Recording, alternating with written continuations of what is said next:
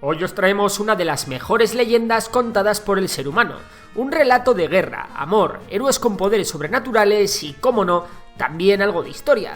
Hoy en Memorias de Pez os hablamos de la Guerra de Troya. Ahora bien, ¿es toda una leyenda? ¿En qué se basó Homero para escribir algo tan épico y que ha trascendido hasta nuestros días? ¿Hay algo de real en este mito fundacional? Pues vamos con ello. Para empezar vamos a recordar lo que Homero cuenta en la famosa Ilíada, de la cual la ciudad de Troya es su escenario principal.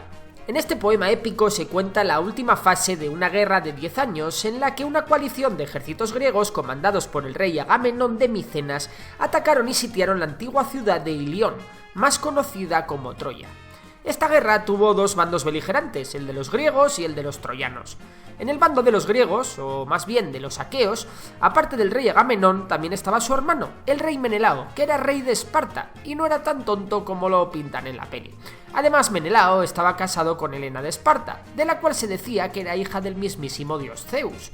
También estaba el legendario Aquiles, el héroe más famoso de la antigüedad, que era hijo de la diosa Tetis. Y esto era muy importante, ya veréis por qué. Junto con Aquiles también luchaba su amigo Patroclo, además de distintos héroes clásicos como Ulises o Áyax. Por otra parte, en el bando de los troyanos encontramos al rey Príamo de Troya y sus dos hijos, el mayor, Héctor de Troya, y el príncipe Paris. Además, Troya también tuvo otros aliados, como el héroe Eneas o el ejército licio de Sarpedón. Ahora bien, ¿cuál fue la razón de esta guerra? Pues no fue otra que el rapto de Helena por parte de Paris, todo un culebrón. Este rapto constituye el casus belli por el que los aqueos declaran la guerra a los troyanos, y además se enmarca todo lo ocurrido en la Ilíada. Al principio las partes tratan de resolver el conflicto con un duelo entre los dos hombres que se disputan a Helena. Sin embargo, cuando Menelao gana el duelo y está a punto de matar a Paris, interviene la diosa Afrodita, quien envuelve al último en una espesa niebla y lo transporta directamente a la habitación de Helena en la fortaleza troyana. Eso sí, nos hemos adelantado ya que la obra empieza con el legendario héroe Aquiles, que está absolutamente encolerizado debido al rapto de su esclava Briseida por parte de Agamenón. Este suceso conlleva una ventaja para el bando troyano, ya que Aquiles decide retirar su apoyo y a sus ejércitos del lado griego. Además, por si fuera poco, Patroclo decide ponerse la armadura de Aquiles y luchar contra los troyanos, con tan mala suerte que le toca enfrentar a Héctor de Troya. Este último mata a Patroclo y evidentemente Aquiles no le sienta muy bien, por lo que vuelve a la batalla. Es decir, es en este momento cuando Aquiles decide unirse al bando griego para vengarse y dar caza a Héctor. Para regresar a la guerra, Aquiles necesita nuevas armas que se las proporciona el feo y tullido dios herrero Hefesto. A pedido de la madre de Aquiles, el dios construye un gigantesco escudo cubierto de maravillosos relieves. Luego fabrica la armadura y las armas. Además, en un intento por reconciliarse con su mejor guerrero, Agamenón lo cubre de obsequios y le devuelve a su amada esclava Briseida. Con esto llegamos a la fase final, el duelo entre Héctor y Aquiles. Con la ayuda de los dioses, cada uno de los héroes clásicos se enfrenta al otro en una batalla en la que finalmente Héctor cae atravesado por la lanza de Aquiles. Antes de morir, Héctor le pide a Aquiles que le lleve su cuerpo a su familia. No obstante, Aquiles, que estaba muy enfadado por la muerte de Patroclo, decide atar al cadáver de Héctor a un carro de batalla y lo hace marchar alrededor del sepulcro de Patroclo. Esta ofensa enfurece a los dioses, los cuales toman partido y hacen que el rey de Troya, Príamo, pueda entrar seguro a la tienda en el campamento del héroe. Es en ese momento cuando Aquiles siente compasión y perdona a los troyanos, entregando el cadáver de Héctor.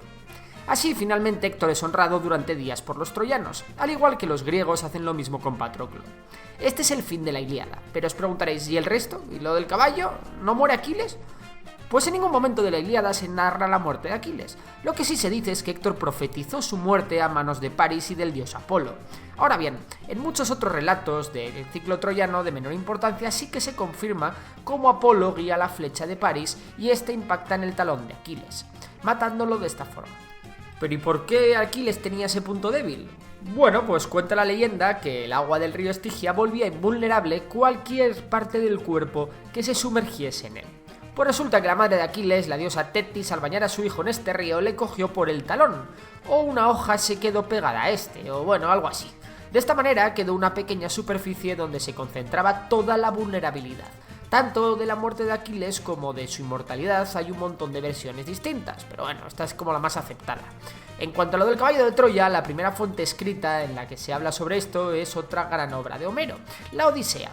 En la Odisea se cuenta como uno de los héroes griegos, Odiseo, o en latín Ulises, vuelve desde Troya a su casa en Ítaca.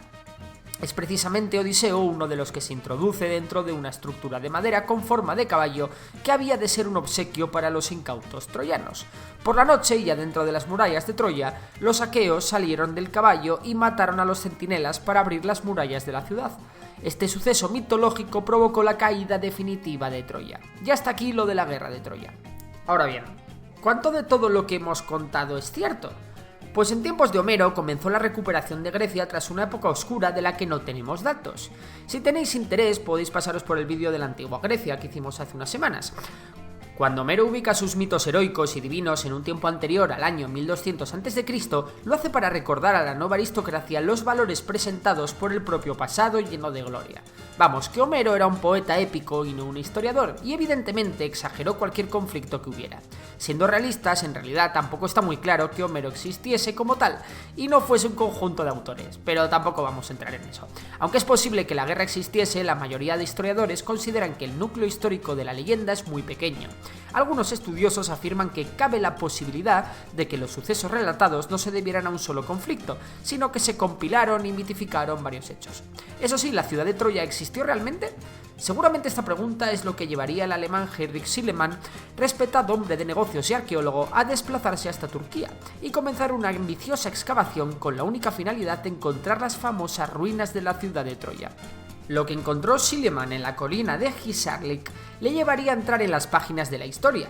Y es que Troya no era una única ciudad, sino en total 9 ciudades superpuestas que acabaron ampliándose hasta 10. Estas ciudades se extienden desde el Neolítico hasta el Imperio Bizantino, pasando por las distintas épocas de la antigua Grecia. En general, la sexta ciudad, Troya Sexta, responde a lo que cabe esperar de una ciudad de la Edad de Bronce en Turquía. Constaba de 2 partes fundamentales. En lo alto de la meseta estaba la ciudadela, el centro administrativo y religioso, protegida por una gran muralla de piedra, mientras que por la vertiente sur de la colina se extendía la ciudad baja, resguardada por un largo foso que circunvala toda la extensión. Tras el foso se alzaba una muralla de adobe, de la que sabemos que se abrían al menos 5 puertas monumentales, bien defendidas por torres de vigilancia, como las famosas puertas esceas mencionadas por Homero.